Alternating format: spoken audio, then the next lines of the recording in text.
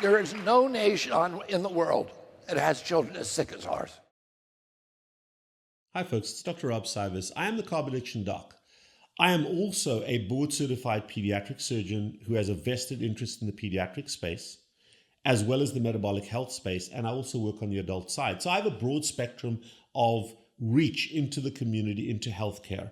And one of the most wonderful things has happened this past week, and that is that Robert Kennedy Jr., with an agenda to improve the healthcare of this country and to transform our thinking and our approach to healthcare, hopefully will be given a free agenda to communicate with the American public and transform the awfulness of the backslide of our healthcare.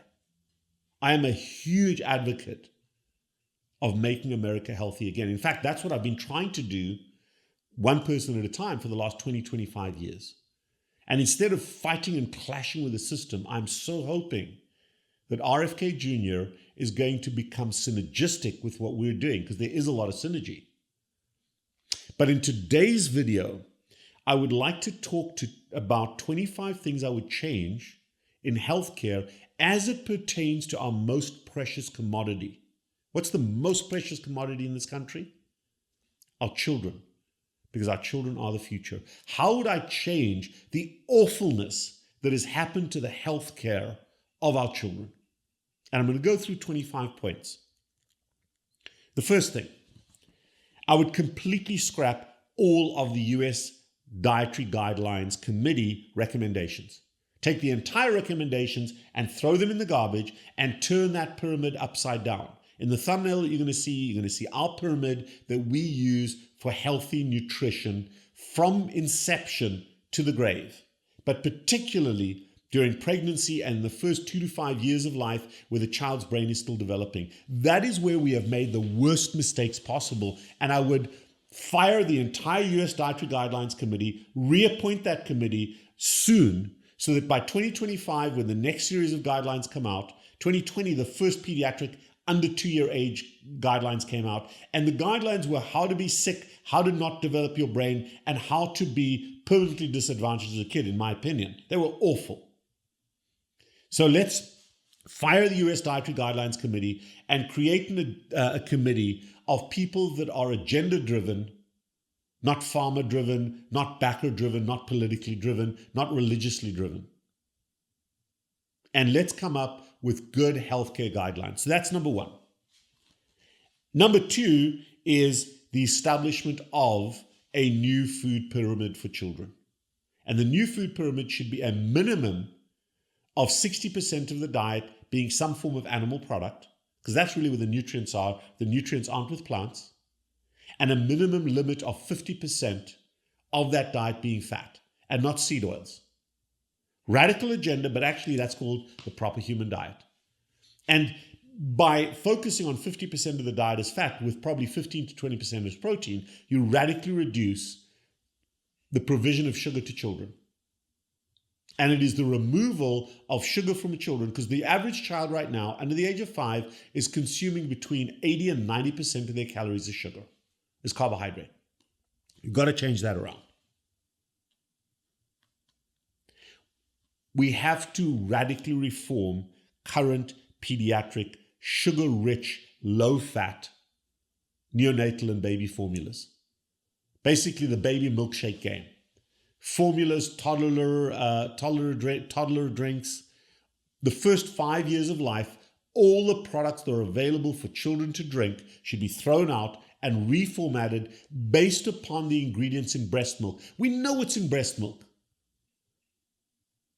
But the majority of formulas oppose breast milk, are high in sugar, low in fat, and we need to get back to the basics. God and nature is not wrong, and humans aren't better than God and nature. We need to reform back to that and ban the milkshakes that we feed our kids.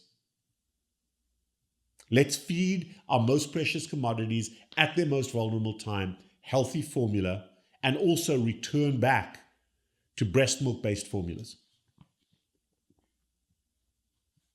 We need enforced paid parental leave for mother and father. We need parental leave. Along those lines, we need to create a diploma education system, well paid, even subsidized, for early childcare.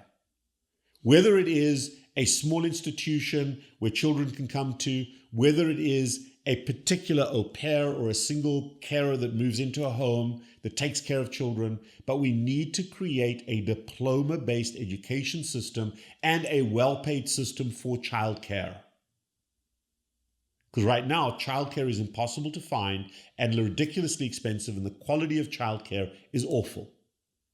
Over time, we can improve the quality of childcare as a career beyond childhood education. So we have an education system that should be higher paid, that is doing a wonderful job, but should be unfettered by societal and religious beliefs and allowed to regulate itself with independent oversight from society. But we need a parallel child care program. And then thirdly, we need an independent mental health environment for our children where they can play sport, they can do arts and crafts from a very young age. They can have some spiritual education. They can choose which they do, but there should be all three. There should be the education system, there should be the care system, and there should be the mental health system. And children should be part of all three. And we can create an education system for the people that work in that is regulated and standardized at a national level. And there's no reason not to do that, because this is our most precious resource. So we need to create childcare as a formal, decently paid job option with college-based diploma training as a career path. And the same thing with the mental health aspects of children. And if you invest in mental health of children at inception, in the first few years of their life, we are not going to have all the mental health costs and paybacks down the road. We need immediately to establish a project or an agency to examine nutrition and autism and ADHD and mental health problems in children. We need to be evidence-based, we need to be factual, and we need to be open-minded to look at the nutritional impact on autism and to look at other causes of autism rather than hiding in some new genetic mutation, because between 1 in 20 and 1 in 30 kids right now is on the spectrum. And we need to normalize the diagnosis, because parents desperately don't want their kids to be diagnosed as autistic. And yet when you talk to that adult that gets their autism diagnosis as an adult, the degree of relief and the degree of emancipation they get when they understand their diagnosis that has disturbed them for their entire life is so valuable to those adults. Why don't we match the two? Why don't we destigmatize them? It is real. Yes, we can reduce the rate over time. But right now it's real. We need to destigmatize it, and we need to help those folks to come to terms with and live within the boundaries of their diagnosis rather than try to fight that diagnosis. So there needs to be a transformation there, and an agency that looks at the discovery and the best management practices for those children is the best thing to do. And destigmatize it. Because so many people have elements of ADHD and elements of autism, and it's hidden, or it's not recognized. They don't get the care they need. They don't optimize working with what they have or even transforming what they have, and becomes a liability to the person and society down the road. So a massive reform in the mental health of our children, the recognition, the destigmatization, and the management is necessary. And we need to introduce mental health education, weeks of mental health education into the school curriculum. If we teach kids, if we educate them how to learn and be productive in the workspace, but we also help them to manage stress and develop off-ramps at a foundational level, instead of relying on parents who are already dysfunctional to do something they're not capable of doing, this should be part of the curriculum. Children do not get taught mathematics at home. They go to school to learn that for the most part. Well, Yes, it is the parents' responsibility for the mental health, but it's not happening. So why do we not add it to the curriculum? Like we've added sport to the curriculum, let's add this to the curriculum and entrench it in the education of our children on a daily basis, on a cultural level, and on a timeout week, 2 weeks of engagement in mental health development. And when these kids develop mental health strategies that are healthy as foundational to their lives, they're not going to have the same kind of problems we do as adults. And that includes the mandatory addiction and self-care management curriculum, which includes healthy eating and what is healthy to eat, not by somebody else's agenda, but by human biology. We need to introduce finance into the school curriculum. We need to introduce AI training and coding into the school curriculum. I know nothing about coding or AI, artificial intelligence. And that's my loss. Every child is going to be living in an environment that is controlled by AI, more and more so, and also coding becomes such an important thing to understand. Why don't we introduce that as part of the curriculum, not by choice, but by foundation? Yes, children need to know history and geography, but I would put those two secondary to finance, AI, and coding, because that is the modern world. Here's another one. Establish a free universal healthcare program for all children from inception, so it covers the pregnancy, to the age of 18 years. Free standardized healthcare so that no parent ever has to worry about that. So that pediatricians, who are the lowest paid of all the medical specialties, are adequately supported. And so that we can get real statistics, real data on how as a society we need to approach this most precious commodity of ours. But we as a first world society can afford free healthcare for our children. There's no question that free healthcare mandated parental leave for after the birth of a child, as well as diploma education, is going to help to invest in our children early on so we don't have to deal with things later on that are going to be less cost effective. Then we establish at the end of their school, when they leave school, a 1-year mandatory service program. So they give back to society, so they learn aspects of society and they interface with society so they can adequately transition from family life to societal life within that year of exposure. And it's a walkabout year.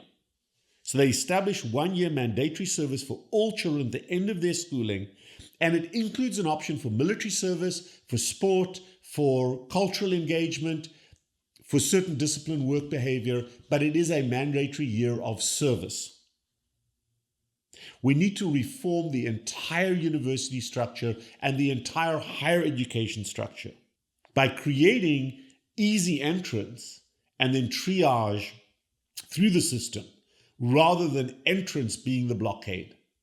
And it's a radical change in thinking, but the universities can afford to do that. Because so many kids drop out with massive financial burden. Why not let them get their first year at very low cost or free, and then determine after their first year entrance at a certain level? Then you can triage them. But you triage them based on their performance in the first year, not who their mommy and daddy were, not who their brother and sister were, not how much they can pay.